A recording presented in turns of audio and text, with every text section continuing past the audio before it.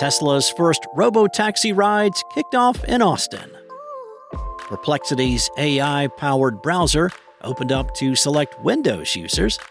And Meta told the Oversight Board it is not removing the word transgenderism from its hate speech rules. It's Monday, June 23rd. And here's a quick look at tech in the news this morning from Engadget.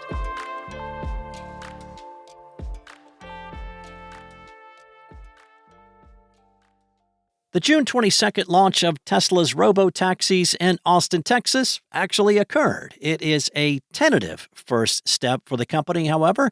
A human Tesla safety monitor is accompanying the first riders. There are also only 10 cars, and rides are limited to certain Tesla users. Those early riders and influencers have been sharing their experiences on social media, mostly, surprise, surprise, on X.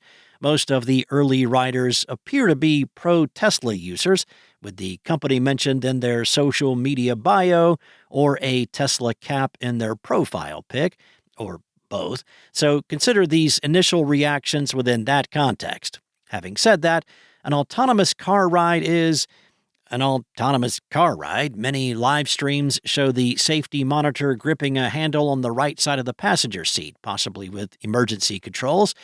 However, that has not yet been confirmed. Many passengers attempted to talk with their safety monitors with limited success. One user, bearded Tesla guy, called the app basically Uber. Others found it challenging to summon a Tesla car from the limited pool of rides, watching multiple driverless Waymos pass them by as they waited. Now, Austin is the place for autonomous ride testing. Waymo is scaling up its service in partnership with Uber, while Amazon's Zoox is also testing its tech in the area. After verifying your identity with the human safety monitor, you initiate the journey by pressing the Start Ride button. Tesla has linked the service to users' existing profiles, allowing them to import their existing music playlists, which it's a nice touch. You can also adjust your temperature settings, seat position, and more from the companion app. Unlike a typical Tesla, though, the Robotaxi has buttons to ask the car to pull over or stop in lane. There is also the option to call support if you encounter any issues with your automated ride, although we'd assume that a human safety monitor would likely offer quicker assistance. As the service kicked off, Tesla revealed a new Robotaxi page with all the guidelines and rules for its Robotaxis. The company also detailed FAQs for using the service and a sign-up sheet for updates. Early access riders are being charged a flat rate of $4.20 for their journeys. Parameters are strict. On top of the limited pool of cars, rides have to go within a geo-fenced area that excludes airports and run between 6 a.m. and midnight. At this point, we know to take Musk's claims with a grain of salt, but the Tesla boss says the company plans to grow its taxi fleet to 1,000 driverless cars on the road within a few months. Tesla has also said it will operate its Robotaxi network using an unsupervised version of its self-driving software. Perplexity is planning to open up its Comet browser that's powered by agentic search to Windows users. That's according to the company's CEO, Arvind Srinivas, who posted on social media that the Windows build of Comet is ready and has sent out invites to early testers. Srinivas also hinted at a potential release for Android devices, adding that it was moving at a crazy pace and ahead of schedule. In May, Perplexity launched a beta version of its AI-powered Comet browser, only available to Mac users running Apple Silicon. The intelligent browser comes with AI features baked in, like the ability to ask it questions, check shopping carts for discounts, and dig up unanswered emails. The beta version even showcased a try-on feature, where users can upload a photo of themselves and Comet will generate an image of them wearing a selected piece of clothing.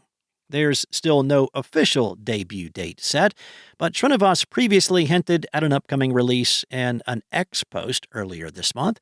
Comet is still only offering a wait list for those interested, but the browser has already stirred up controversy. Srinivas previously made comments during a podcast interview that Perplexity would use Comet to get data even outside the app to better understand you. He later clarified on X that the comment was taken out of context, adding that every user will be given the option to not be part of the personalization when it comes to targeted ads. When Comet is released, the agentic browser will face competition from Opera Neon and similar offerings from Google and OpenAI. If anyone was holding out hope that the Oversight Board would provide some kind of check on Meta's rewritten hate speech policy, well, Meta has just made it clear exactly where it stands. The company published its formal response to the board's criticism and has declined to commit to any substantive steps to change its rules. The Oversight Board previously criticized Meta's January policy changes as hastily announced and wrote that it was concerned about the company's decision to use the term transgenderism in its rewritten community standards. The company's policy, announced by Mark Zuckerberg in January, shortly before President Donald Trump took office, now permits people to claim that LGBTQ people are mentally ill.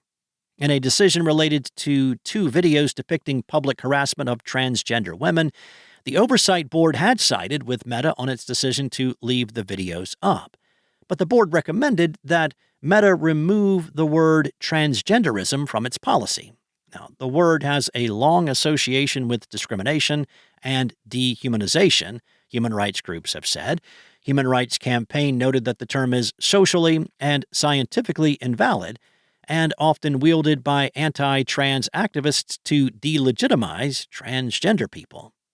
GLAAD has likewise noted that framing a person's transgender identity as a concept or ideology reduces a core identity to an opinion that can be debated, and therefore justifies dehumanization, discrimination, and real-world violence against transgender, non-binary, and gender non-conforming people. Thanks for listening. There's more to these stories and more tech news at Engadget.com.